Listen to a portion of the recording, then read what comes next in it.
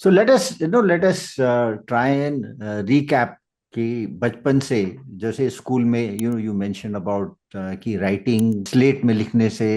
तुम्हें जो शाबाशी मिली है, अप्रिसिएशन मिला है, that does a lot, boosting the moral of person. मेरा ये मानना है कि कोई भी चीज हॉबी एकदम नहीं बनती है। सो उसके कुछ ना कुछ ऐसे कुछ ट्रिगर्स होते हैं जहां पे आप कुछ चीज ऐसी देखते हो, आपको अच्छी लगती है, वो फिर इंटरेस्ट आता है आपको उसमें, and then you start taking it,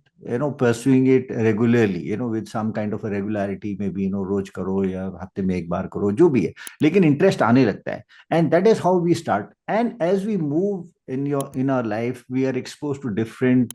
environments, different activities, the way of life, things like that, and किसी न किसी चीज में तो इंटरेस्ट आता है, और वो चीज फिर हम उसमें हमें आनंद आने लगता है।